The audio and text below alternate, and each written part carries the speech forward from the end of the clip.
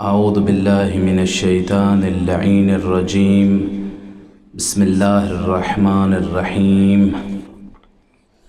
الحمد لأہلہ والصلاة علی اہلہا اما بعد فقد قال اللہ عز وجل فی القرآن الکریم بسم اللہ الرحمن الرحیم وآتی ذا القربى حقه والمسکین وابن السبیل ولا تبذر تبذیرا صدق اللہ العلی العظیم۔ ارشاد رب العزت ہو رہا ہے سورہ مبارکہ اسراء کی آیت نمبر 26 میں کہ اے نبی اپنے قریبی رشتہ داروں کو ان کا حق ادا کرو اور مسکین و مسافر کو بھی، اور فضول خرچی نہ کرنا۔ جب یہ آیہ مبارکہ نازل ہوئی تو نبی کریم صلی اللہ علیہ وآلہ وسلم نے فدق کہ جو اللہ تعالیٰ نے اپنے نبی کو عطا کیا تھا، یہ علاقہ خیبر کے قریب ہے، انتہائی سرسبز و شاداب ہے۔ اس علاقے کو نبی کریم صلی اللہ علیہ وآلہ وسلم نے بغیر گھوڑے دوڑائے، بغیر جنگ کیے فتح کیا تھا، اور وہ جگہ، وہ علاقہ کہ جو بغیر جنگ کے فتح ہو یا بغیر گھوڑے دوڑائے حاصل ہو، اس مال کو مال فے کہتے ہیں۔ اور مال غنیمت وہ ہوتا ہے کہ جو جنگ کے نتیجے میں حاصل ہو، قتال کے نتیجے میں حاصل ہو، گھوڑے دوڑانے کے نتیجے میں حاصل ہو۔ مال غنیمت پہ اللہ، نبی اور نبی کے جنگجوؤں کا بھی حق ہوتا ہے، لیکن جو مال فے ہے وہ اللہ اور اس کے نبی کے ساتھ خاص ہوتا ہے۔ اب جناب ابن عباس اور ابو سعید الخدری یا الخدری روایت کرتے ہیں کہ جب یہ آیہ مبارکہ نازل ہوئی وآتی ذا القربى حقہ، تو نبی کریم صلی اللہ علیہ وآلہ وسلم نے اپنی شہزادی سیدہ زہرا سلام اللہ علیہ کو بلا بھیجا اور فدق انہیں سپرد کر دیا، انہیں ہبہ کر دیا، انہیں عطا کر دیا۔ یہ بات جو ہے یہ برادران اسلامی کے مختلف مصادر میں وارد ہوئی ہے۔ جب جناب رسول خدا نے فدق سیدہ زہرا کے سپرد کیا تو بعد میں ایک جملہ بھی ارشاد فرمایا کہ ھذا قسم قسمہ اللہ لک ولعقبک، کہ یہ اللہ کی تقسیم ہے جو خالق کائنات نے تمہیں اور تمہارے بعد آنے والی اولاد کو عطا کی ہے۔ یہ جو بات ہم نے کی ہے کہ جب یہ آیہ مبارکہ نازل ہوئی تو اللہ تعالیٰ نے فدق جناب سیدہ زہرا کے سپرد کیا۔ یہ روایت برادران اسلامی کے مصادر میں مختلف طرق سے وارد ہوئی ہے۔ سب سے پہلے ہم آتے ہیں کتاب در منصور میں۔ کتاب در منصور یعنی تفسیر در منصور کی جو سیوطی کی ہے، اس کی جلد نمبر 4 صفحہ نمبر 177 پر یہ الفاظ وارد ہوئے ہیں، اور یہاں پہ یہ روایت ابی سعید خدری کے طریق سے وارد ہوئی ہے۔ وہ فرماتے ہیں کہ لما نزلت هذه الآية وآتِ ذا القربى حقه دعا رسول اللہ صلی اللہ علیہ وآلہ وسلم فاطمہ فأعطاها فدک، کہ جب یہ آیہ مبارکہ نازل ہوئی وآتِ ذا القربى حقه، تو رسول خدا نے جناب سیدہ فاطمہ کو بلا بھیجا اور فدق ان کے حوالے کر دیا۔ دوسری روایت وارد ہوئی ہے کنز العمال میں، وہ بھی جناب ابن سعید الخدری سے ہے کہ لما نزلت وآتِ ذا القربى حقه قال النبی صلی اللہ علیہ وآلہ وسلم یا فاطمہ لک فدکن، کہ جب یہ آیہ مبارکہ وآتِ ذا القربى حقه نازل ہوئی تو نبی کریم صلی اللہ علیہ وآلہ وسلم نے فدق جناب سیدہ کو عطا کر دیا اور یہ فرمایا یا فاطمہ تو لک فدکن، کہ اے فاطمہ فدق تمہارے لیے ہے۔ یہ کنز العمال کی جلد نمبر 3 صفحہ نمبر 767 میں وارد ہوئی ہے۔ تیسری روایت بھی ابن سعید سے نقل ہوئی ہے اور کتاب کا نام ہے میزان الاعتدال، جلد نمبر 3 صفحہ نمبر 135۔ یہاں پہ بھی ابی سعید نقل کرتے ہیں کہ لما نزلت وآتِ ذا القربى حقه دعا رسول اللہ صلی اللہ علیہ وآلہ وسلم فاطمہ فأعطاها فدک، کہ جب یہ آیہ مبارکہ نازل ہوئی تو رسول خدا نے جناب فاطمہ کو بلا بھیجا اور انہیں فدق عطا کیا۔ چوتھی جو روایت ہے وہ بھی ابی سعید خدری سے نقل ہوئی ہے اور کتاب کا نام ہے تفسیر ابن کثیر، جلد نمبر 3 صفحہ نمبر 39۔ اس میں ابن سعید نقل کرتے ہیں کہ قال لما نزلت وآتِ ذا القربى حقه دعا رسول اللہ صلی اللہ علیہ وآلہ وسلم فاطمہ فأعطاها فدک، کہ جب یہ آیہ مبارکہ نازل ہوئی تو رسول خدا نے جناب سیدہ کو بلا بھیجا اور انہیں فدق عطا کیا۔ اسی طرح سے دیگر مصادر بھی ہیں، جیسے سیرہ حلبیہ ہے، اس کی جلد نمبر 3 صفحہ نمبر 36، روح المعانی آلوسی کی یہ کتاب ہے، اس کی جلد نمبر 15 صفحہ نمبر 62 پہ بھی اس قسم کا مفہوم اور متن وارد ہوا ہے۔ اب ان مصادر کو ہم سامنے رکھیں، اسی طرح سے حاکم حسکانی اپنی کتاب شواہد التنزیل جلد نمبر 1 کے صفحہ نمبر 34، صفحہ نمبر 238، صفحہ نمبر 443 اس میں نقل کرتے ہیں، اور حاکم حسکانی 5ویں صدی ہجری کے علماء میں سے ہیں۔ انہوں نے ابی سعید خدری کی روایت کو مختلف 6 طرق سے نقل کیا ہے، اور ابن عباس کی روایت کو ایک طریق سے نقل کیا ہے۔ یعنی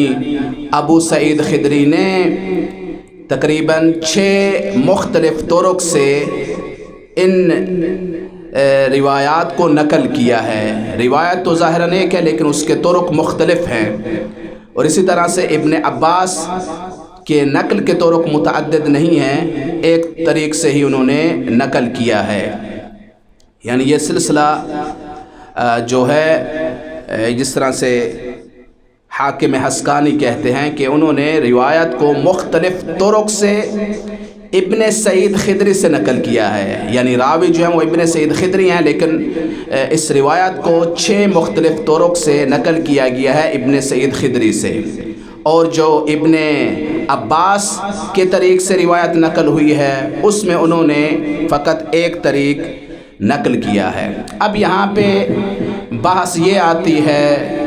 کہ کیا ہے کہ یہ روایت صحیح ہے یا ضعیف ہے۔ تو میرے خیال میں قضیہ اظہر من الشمس ہے، صورتحال اظہر من الشمس ہے۔ آپ کن کن طریقوں کو رد کرو گے؟ ابن عباس کے اگر آپ طریق کو لیتے ہیں، ابن عباس کی روایت کو لیتے ہیں، ٹھیک ہے، اس میں وہ روایت ایک طریق سے نقل ہوئی ہے، لیکن جو ابی سعید خدری کے ذریعے سے نقل ہوئی ہے تو ان میں 6 مختلف طرق نقل ہوئے ہیں۔ 6 طریق میں سے آپ کس طریق کو رد کرو گے؟ بہرکیف یہ ایک لمحہ فکریہ ہے امت اسلامیہ کو کہ وہ ایک ایسی روایت کو کہ جو ابی سعید خدری سے نقل ہوئی ہے مختلف 6 طرق سے، اب وہ کس طریق کو رد کرتے ہیں، یہ ایک لمحہ فکریہ ہے۔ اب ہم آتے ہیں کتب شیعہ کی طرف، تو مختلف طرق ہیں، مختلف کتب ہیں اور مشہور و معروف کتب ہیں کہ جن میں یہ نقل ہوا ہے کہ فدق حق زہرا تھا، لیکن ہم فقط ایک مصدر ذکر کریں گے اور وہ مصدر ایسا ہے کہ جو سب سے واضح اور بالکل کسی قسم کے اختلاف یا اشکال سے منزہ ہے، اور وہ ہے نہج البلاغہ۔ نہج البلاغہ میں امیر المومنین علیہ السلام نے عثمان بن حنیف کی جو والی بصرہ تھے ان کو جو خط لکھا، تو اس میں انہوں نے اس بات کا تذکرہ کیا کہ فدق ہمارے ہاتھ میں تھا، ہماری ملکیت میں تھا، لیکن لوگوں کی نگاہیں للچانے لگیں اور انہوں نے فدق کو ہم سے غصب کر لیا۔ اب نہج البلاغہ اپنے تعارف کا محتاج نہیں ہے، فریقین کی طرف سے اس کی حقانیت ثابت ہے۔ اب ہم اگلے مرحلے میں آتے ہیں، جو تیسرا نقطہ ہے یہاں پہ وہ یہ ہے کہ جب نبی کریم صلی اللہ علیہ وآلہ وسلم کی وفات ہوتی ہے تو یہ فدق کس کی ملکیت میں تھا؟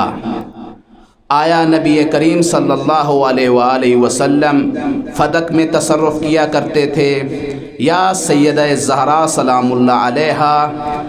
فدق میں تصرف کیا کرتی تھیں اور اس سے جو مال حاصل ہوتا تھا وہ اپنے حساب سے غریبوں اور مسکینوں میں تقسیم کیا کرتی تھیں؟ تو یہ بات اظہر من الشمس ہے کہ جب رسول خدا نے وفات پائی تو اس وقت فدق سیدہ زہرا کی ملکیت میں تھا۔ بی بی نے اپنے کارندے معمور کر رکھے تھے کہ جو کاشتکاری کیا کرتے تھے، اور بی بی کے حکم سے اس میں تصرف کیا کرتے تھے۔ اب یہاں پہ جو بات سامنے آتی ہے کہ فدق زہرا کی دسترس میں تھا، زہرا کی ملکیت میں تھا، سیدہ زہرا کے ماتحت تھا۔ اب اگر کوئی شخص آ کر دعویٰ کرتا ہے کہ اے بی بی یہ آپ کا مال نہیں ہے، یہ میرا مال ہے، یا امت اسلامیہ آ کر دعویٰ کرتی ہے کہ اے بی بی یہ آپ کا مال نہیں ہے، یہ ہمارا مال ہے، تو اگر نزاع ہو جاتا ہے، دونوں فریقین شواہد پیش کرتی ہیں لیکن نزاع حل نہیں ہوتا، تو فقہ اسلامی یہ کہتی ہے کہ یہ مال جس کے کنٹرول میں ہے، جس کے تصرف میں ہے، وہ ہی اس کا مالک قرار پائے گا۔ یعنی دو فریقیں ہیں، مال ایک فریق کے تصرف میں ہے، ایک عرصہ سے اس کے تصرف میں ہے، دوسری فریق آ کر دعویٰ کرتی ہے کہ نہیں یہ آپ کا مال نہیں ہے، ہمارا ہے، اور پھر دونوں فریقوں میں نزاع ہو جاتا ہے، جھگڑا ہو جاتا ہے، دونوں فریقیں شواہد لے کے آتی ہے، دلیلیں لے کے آتی ہے، دلیلیں آپس میں ٹکرا رہی ہیں۔ تو یہاں پہ فقہ اسلامی کا فیصلہ یہ ہے کہ جس شخص کے، جس فریق کے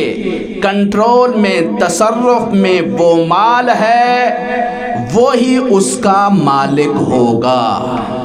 اسی بنا پہ احتجاج تبرسی اور اسی طرح سے کتاب وسائل تو اگرچہ امامیہ کی کتب میں سے ہے، لیکن احتجاج تبرسی یہ برادران اسلامی کی کتب میں سے ہے۔ تو اب ان دو کتابوں میں یہ وارد ہوا ہے کہ امیر المومنین علیہ الصلاۃ والسلام جب حاکم وقت کے پاس آئے اور ان سے سوال کیا کہ اے حاکم وقت، یہ بتاؤ کہ اگر ایک مال، ایک زمین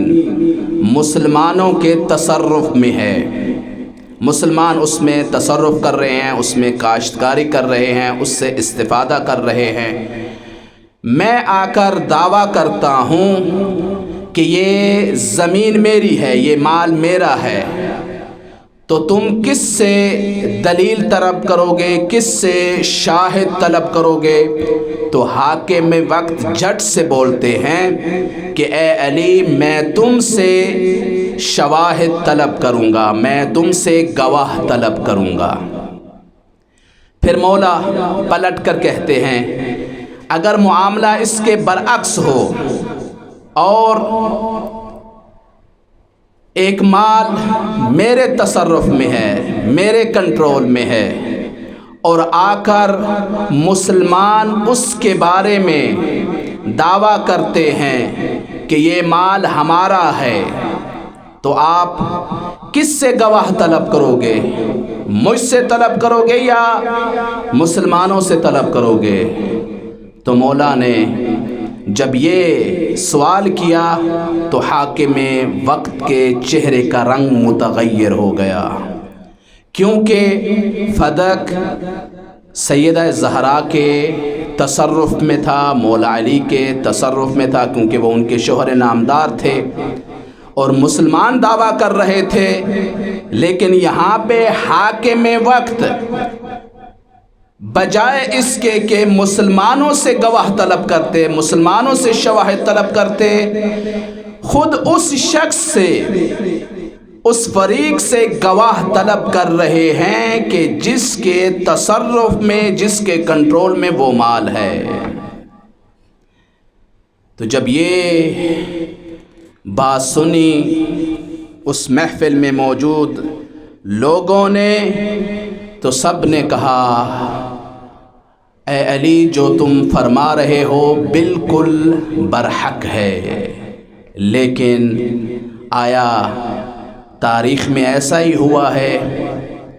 چاہیے تو یہ تھا کہ امت اسلامیہ سے شواہد طلب کیے جاتے، لیکن انہی سے ہی گواہ طلب کیے گئے کہ جن کے کنٹرول میں تھا فدق، یعنی جناب سیدہ سے گواہ طلب کیے گئے۔ یہ بھی ایک لمحہ فکریہ ہے ان لوگوں کے لیے کہ جو تاریخ پر اعتماد کرتے ہیں یا جو حق و حقیقت کی قدر کرتے ہیں۔ اگلے نقطے میں ہم آتے ہیں کہ ٹھیک ہے، خلاف شریعت آپ نے انہی سے گواہ طلب کیے،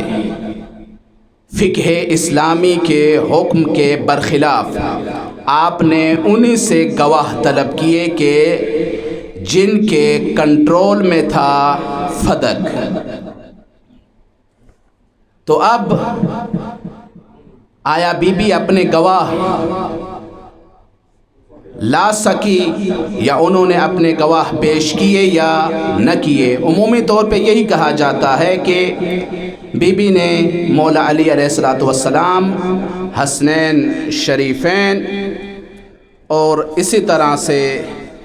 جناب ام ایمن کو بطور گواہ نقل کیا تھا، یعنی یہ 4 گواہی پیش کیے جاتے ہیں۔ لیکن حقیقت حال یہ ہے کہ تقریباً 7 گواہ یہاں پہ پیش کیے گئے ہیں۔ ہم ان گواہوں کو مصادر کے ساتھ ذکر کرتے ہیں۔ پہلے گواہ ہیں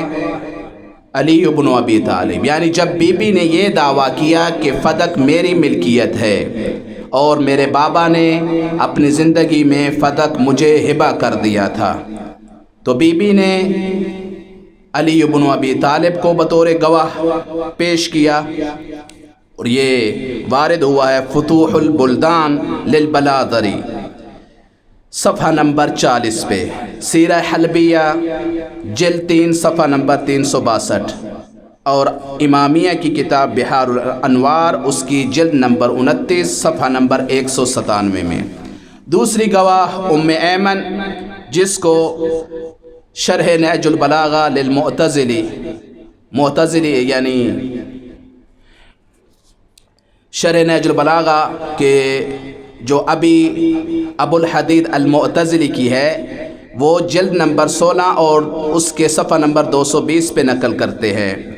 کہ ام ایمن بطور گواہ پیش ہوئی۔ اسی طرح سے فتوح البلدان کے صفحہ نمبر 40 پہ، تاریخ یعقوبی کی جلد نمبر 2 صفحہ نمبر 429 پہ،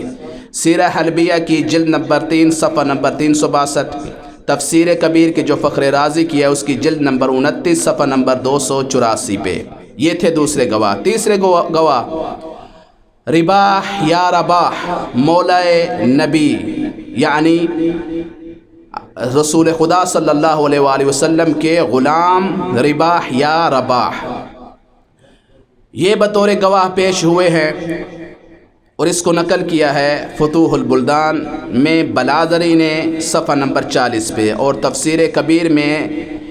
فخر الدین رازی نے جلد نمبر 29 صفحہ نمبر 284 پہ۔ چوتھی گواہ ہیں اسماء بنت امیس کہ جو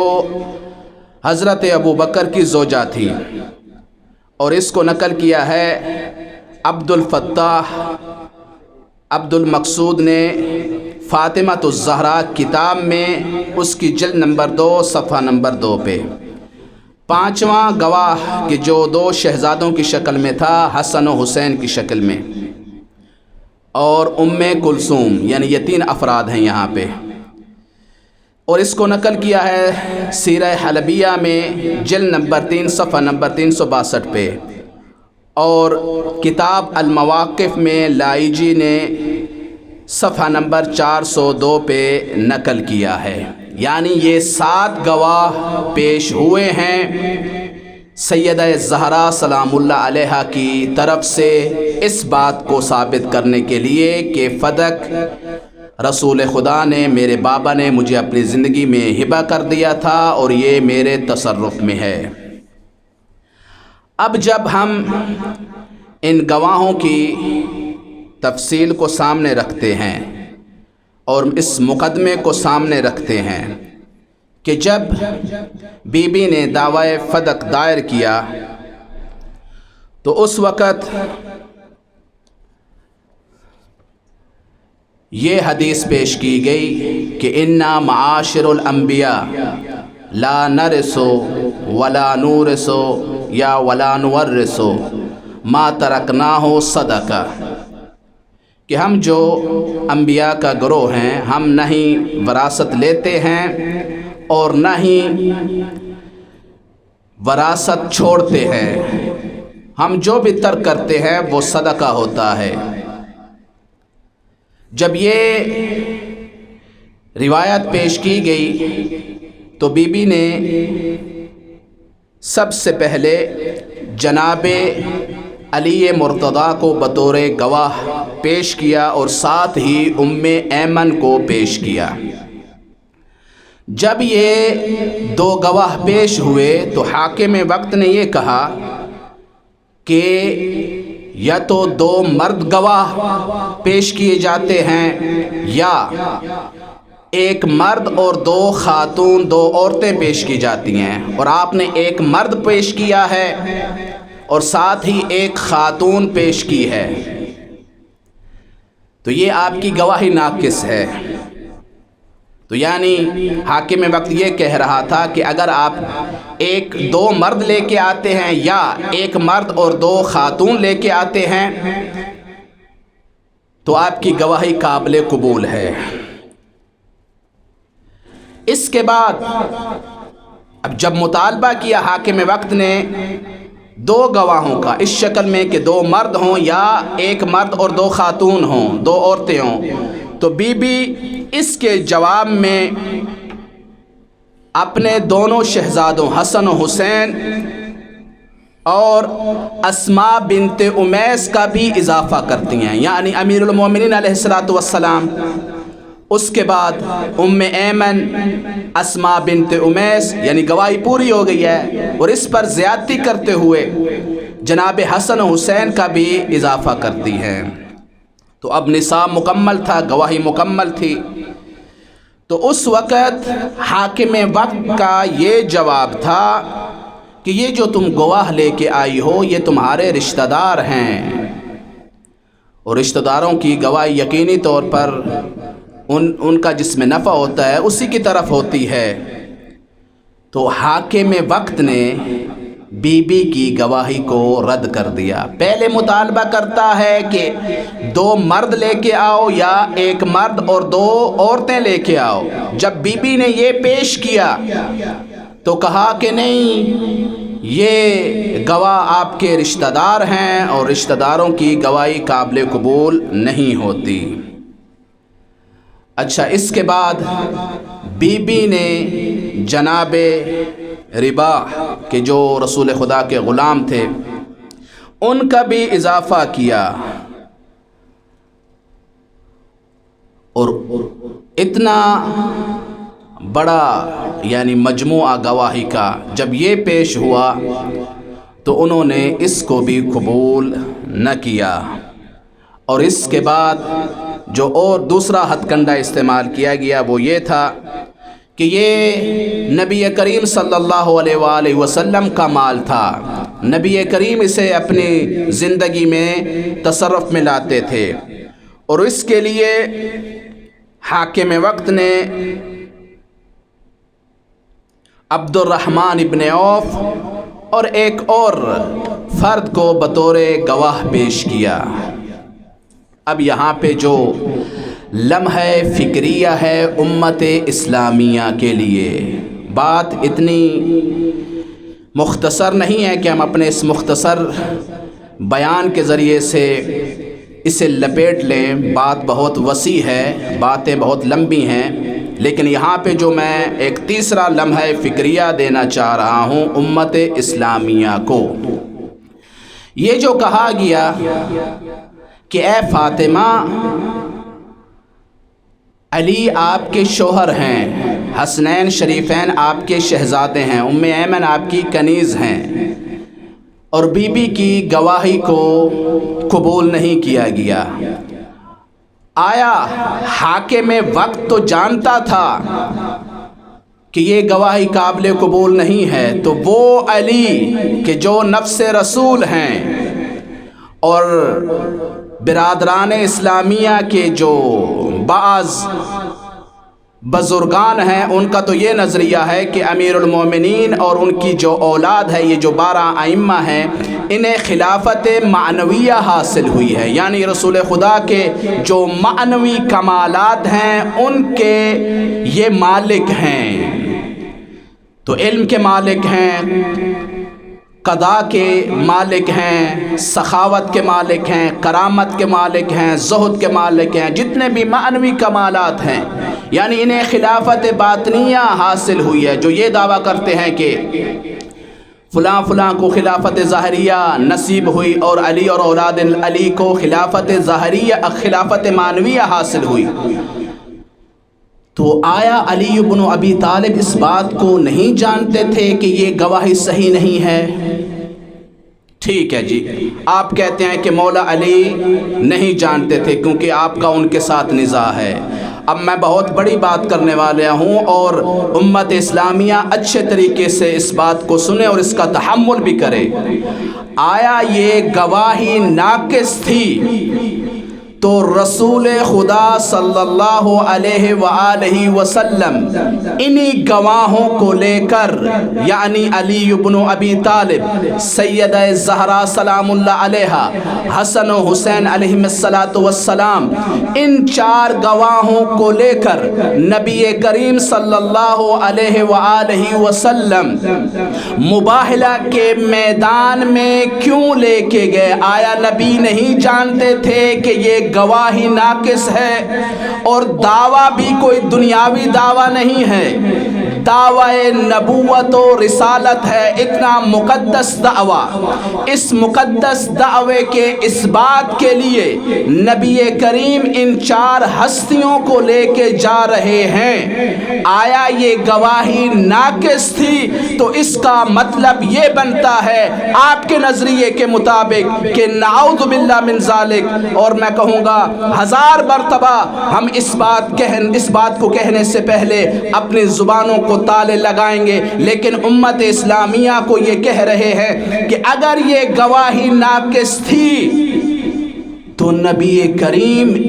مباہلہ کے میدان میں ان 4 ہستیوں کو بطور شہادت اور گواہی کیوں لے کے گئے؟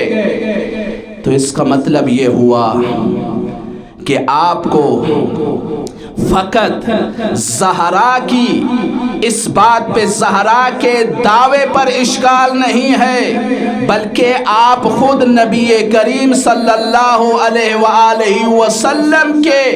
اس دعوے پر اور اس عمل پہ بھی شک کر رہے ہیں۔ وَمَا عَلَيْنَا إِلَّا الْبَلَاغُ الْمُبِينُ۔